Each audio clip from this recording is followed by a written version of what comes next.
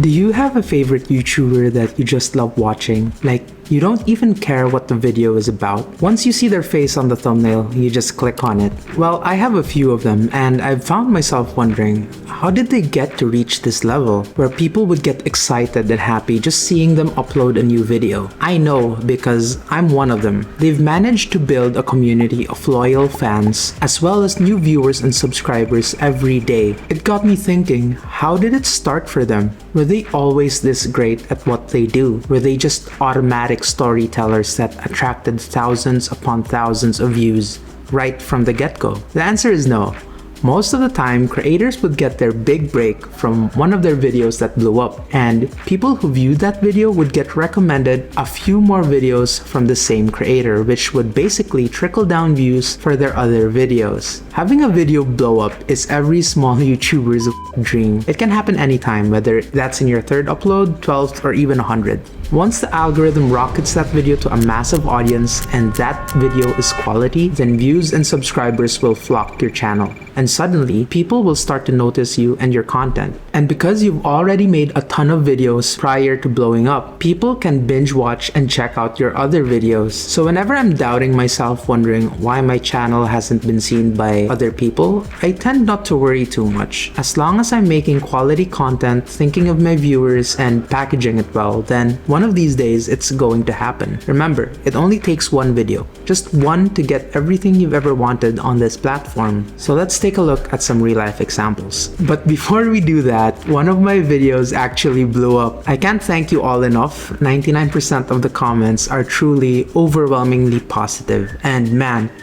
it's just thank you. I will make a video soon on how you can replicate on how I blew that up. So be sure to like and subscribe and all that stuff.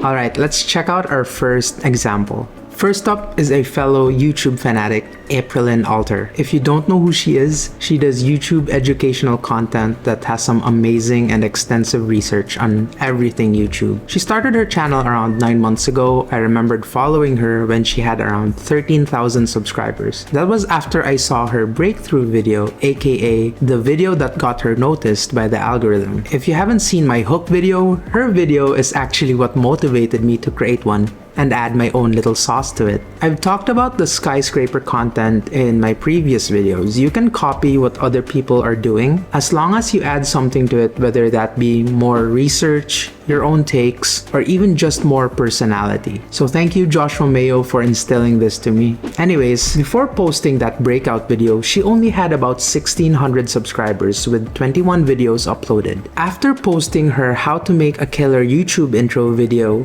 that number skyrocketed. Currently, she has over 38,000 subscribers, and that video now has over 500,000 views. A few months ago, her other videos were struggling to reach a couple thousand views, but thanks to her breakout video, all the other videos on her channel started to take off as well. What happened? Well, since people watched her breakthrough video, YouTube suggests more and more of her content to the same people, as well as viewers who watch similar content as hers. These two Mr. Beast videos rose a considerable amount of These two Mr. Beast videos rose a considerable amount. Why can't I get this? These two Mr. Beast videos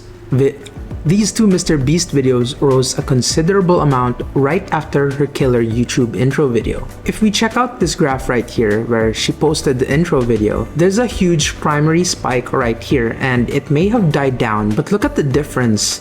Back then, she'd have a few thousand views every week, but now she gets more than around 30 to 50k views per week, and she doesn't even post weekly anymore. Her two latest videos have a 3-month gap between them. That's because the planning and research of her videos take a long ass time, and it's packed with super helpful information. I'm not actually sure if she has a team that helps her with their editing and scripting, because if she does it alone, amazing. Next up is the channel called JHXC64. Now, at first glance, this channel has the gamer vibe to it that a lot of teenagers really like. So I wouldn't be surprised if that's the main target audience for this channel. So let's take a look at this channel's breakthrough video. If we look at the graph right here, there's a huge spike in subscriber and views between the first and third week of July. So all we have to do is check out the channel's anomaly video that has a huge number of views. Check the date of when it was published and boom. July 9, this was definitely his breakthrough video. Check out the data here. Before July, the average views he'd get is less than 1,000 videos per week. After the initial spike, the channel has been getting consistent amount of views, with a couple smaller spikes here and there, definitely averaging around 18,000 views per week. Currently, this channel has over 50,000 subscribers, and looking at it from the outside, it seems to be going strong. Now, the third channel we'll be checking out is the amazing Kariza. Her channel's name is Life of Riza, and oh my god, it's a masterpiece. Like, the only channel that was able to actually blow my mind was Gok's Art. But then I stumbled upon Riza's video called For Those Waiting for Life to Happen. All I can say was holy shit. That was amazing. It healed something inside me. It was just so calm and minimalistic, and I don't know how to put it, pure. By then, it already had millions of views, and so I thought that that was the breakthrough video because my god, the quality. I mean, have you seen it? Check it out if you haven't. Anyways, yeah, this masterpiece was not her breakthrough video. If you check closely in the descriptions, it says current sub count 1,975 subscribers. So I did a little digging and saw that she started blowing up between 3rd and 4th week of May 2023. And she posted 3 videos in those time frames. They all have pretty high views now, but I think it could be the Why Hobbies Are Important video. It's literally super tricky to know which one is the first to blow up because the quality was already there. So I have to base them off dates and views now. Honestly, I've binge watched all these videos and every single one of them is like... So after her breakthrough video, look how fast her channel grew. Before 2nd week of May, her total channel views was below 500,000. Now it's well over 12 million. And since publishing her For Those Waiting for Life to Happen video, remember she only had close to 2,000 subs back then. Well, now she's approaching 600,000. It still amazes me that the now 3.6 million views video wasn't the breakthrough video. It was actually posted 2 years before her breakthrough video, and it currently is the highest viewed video in her channel. So my theory is that most of her previous videos gained attention after the breakthrough video. I don't know how long it took to gain that attention, but I know most people loved it because she already did the grunt work 2 years prior to blowing up. Her videos are all so amazing, and it's shown through her content that she put so much care and attention to her shots and storytelling, even then when she only had about 1,000 subscribers. I'm certain that she'll get 1 million subs in no time. Now, all these case study videos I've mentioned have a few things in common. First is they're really high quality videos, either through research, video production, storytelling. Everything is just, you know, they didn't just decide to get their camera and start recording. They actually took the time and thought about what they're going to say, researched, and planned out their content before even filming. The second one is their titles attract curiosity, mostly by asking a question. This is what I usually opt for when planning my titles. It needs to make people curious enough to watch, and most of the time, asking a simple question does the trick. Thirdly, all these videos are satisfying. What do I mean by that? People go to YouTube to, number 1, learn, be entertained, and have an emotional connection with others. Not only do you need to teach people something new, you need to be entertaining as well as make a connection with your viewers. This is easier said than done because it's really an art form to balance these 3 things in your videos. You don't want to be so focused on teaching that it feels like school, or too entertaining, you feel like you're emceeing or you're trying too hard to connect with your audience. By the way, if you want to have a connection with your audience, most of the time just looking at the camera will go a long way.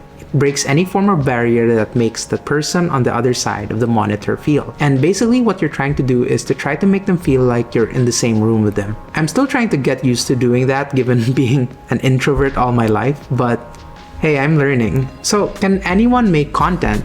Some of you might be wondering, what kind of videos should I make? Am I even qualified to teach people? Everything is so saturated now. There's not enough room for me. Well, first of all, anyone can make content. You just have to find your unfair advantage that makes you unique from everybody else. Don't worry, everybody has them. You just have to know what it is. Life is unfair. It's by default unfair for the most of us. When we see successful people, they don't normally just got there through hard work, but through other stuff as well. Connections, luck, money, unique skills, and a few others. So success can be achieved by combining hard work and your unfair advantage. So an example of this is a friend named Taylor. Taylor was a computer science graduate. After graduating, he started a cybersecurity startup, built it from the ground up, slept late, woke up early, side hustles, all that. That's hard work. Anyone can replicate that if they truly wanted to. Now, Taylor also had a very wealthy uncle, and he asked that uncle to invest huge amounts of money into the startup. That's his unfair advantage. I know, super unfair, right? It certainly will help his startup grow, and not everyone has a wealthy relative that can invest in their business. Take me for example, I started this channel by working hard for 2 to 3 months prior to uploading my very first video. I had dozens of videos lined up with scripts and thumbnails, as well as doing the research, filming, and editing. That part is the hard work. Now, my unfair advantage is video editing and my endless love of YouTube and learning everything about it. Like seriously, I can learn about the algorithm, what makes people click, retention tricks for like 15 hours a day, and I wouldn't get bored of it. And editing my videos doesn't feel as strenuous as other creators say it is. It's because that was my job and still is my job. So remember, success is usually the combination of hard work plus unfair advantage. These two go hand in hand together. Find your unfair advantage, something that makes you unique from other creators, and add hard work into that, taking time to research, script, edit, and put out content consistently. Which leads me to my next point. You have to play the long game. I don't know who said this, it might have been Sean Cannell, but YouTube is a marathon, not a race. So consistently posting quality content, maybe at least once a week, will help you grow a following in no time. Some creators can get away with posting once a month, but their quality is that of Dammy Lee's or Johnny Harris, which is insane. For most creators out there, that's a pretty big ask. It's hard enough to edit a simple talking head video. Now you gotta make custom b-rolls and changes every 5 seconds and perfect music, motion graphics. It's overwhelming, especially if you're pursuing this alone. You don't have to have all those cool effects and b-rolls though. Check out Ali Abdal's channel. His videos have a very minimalistic approach and subtlety, and have a smoothness to it that really screams next level. I suggest you try and replicate those videos that made you love it so much. Really reverse engineer it. Ask yourself why you like that video so much, which parts did you doze off, and how can you make it better. So that's it for today. Check out this next video here.